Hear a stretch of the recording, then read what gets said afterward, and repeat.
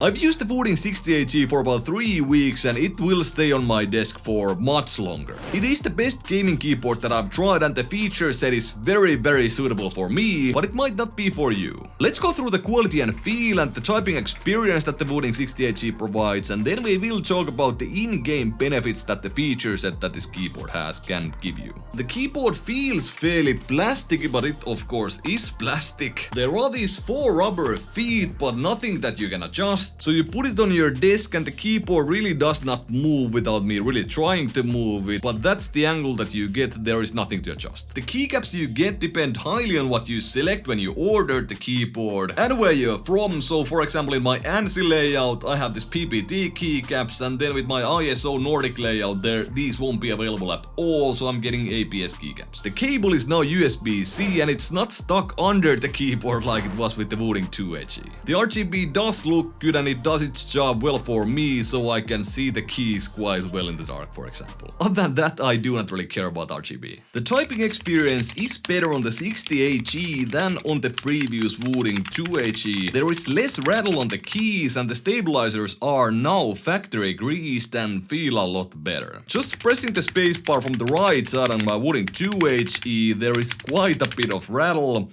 and no such rattle at all on my Wooting 60He. And overall the stabilizers feel smoother and higher quality. The switches are of course still the same, so we are seeing the Gateron X Lecker Hall effect switch, which are quite smooth and light and should be very durable, but we will talk more about these switches a little bit later on. So yes, the typing experience is good and it's better than on my Wooting Two HE, but from all the boards that I have tried, it does not quite stand up to my Ducky X War Mila Maya Pro or the glorious GMMK2, which is the best keyboard in terms of typing experience that I've ever tried. With the glorious Fox switches and all the things, it's just way smoother, sounds better and feels more premium than the 60He. But these two are not really gaming keyboards, so when we compare to something like the Apex Pro GKL, then the Wooting 60He wins with a decent margin in my opinion. I'm happy with the quality and feel of my 60He. It does not feel super premium, but it feels high quality and one of the better feeling gaming keyboards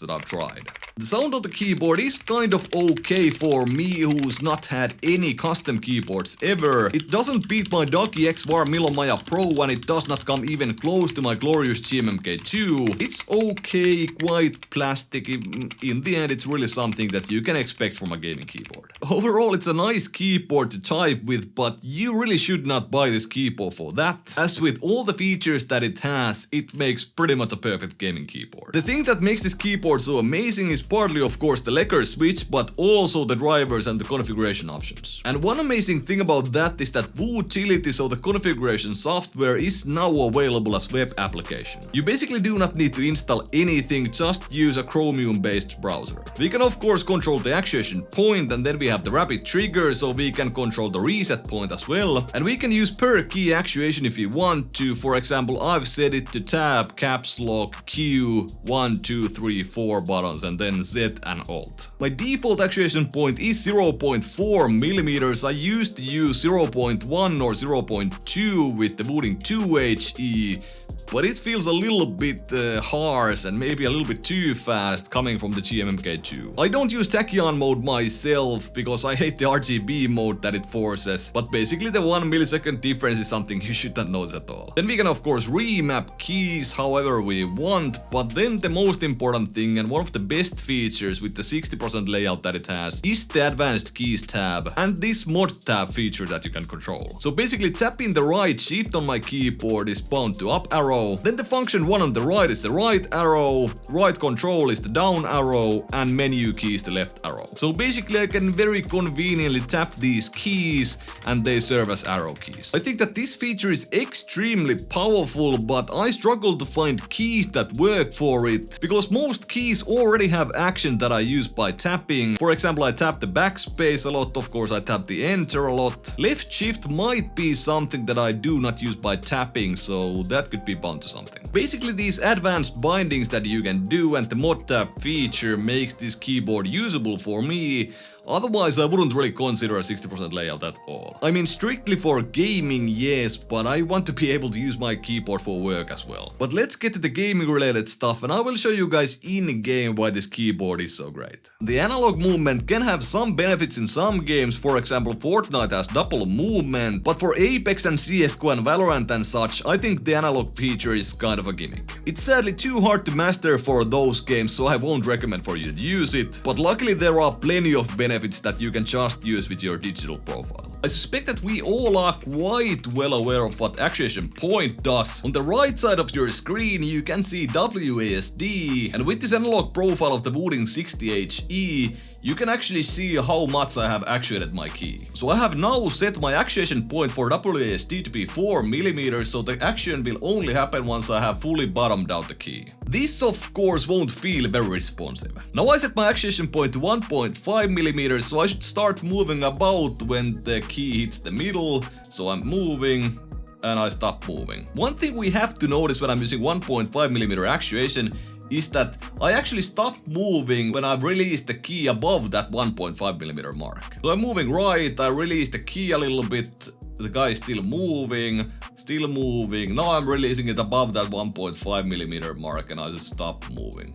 So the keyboard now feels decently responsive, but let's go 0.1mm actuation point. Now I of course start moving pretty much instantly when I hit the key, but I stop moving right when I pretty much have fully released the key. But that's where rapid trigger comes in, aka the most godlike feature of any gaming keyboard. My actuation point is still 0.1, so I start moving instantly, I bottom out the key, and I release the key about 0.3mm and I stop moving, because that's where I have set my rapid trigger point to be. This makes the keyboard feel insanely responsive, because I do not have to fully reset my key to stop moving and start moving to another direction. Basically everything that you do in game feels more responsive in regards of movement, but the most difference you see and will benefit from is in those movements where you, for example, straight to the left and start straight to the right.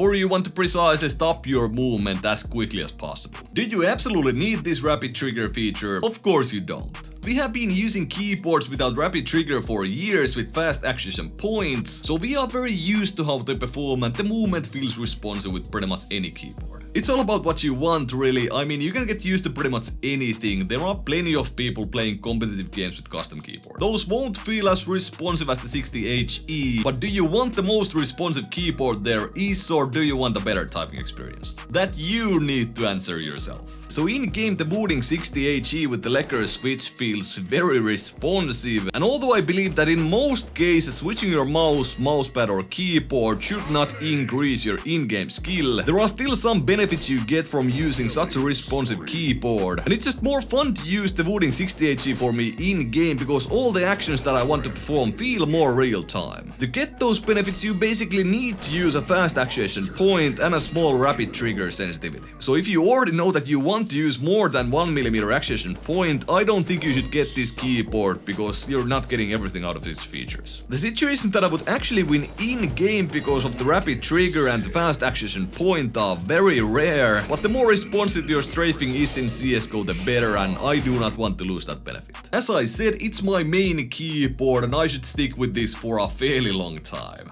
Check out these videos somewhere on the screen for some of my favorite mice, and if you enjoyed this video, hit the like button. If you enjoy my content, hit that subscribe button, and see you in the next one.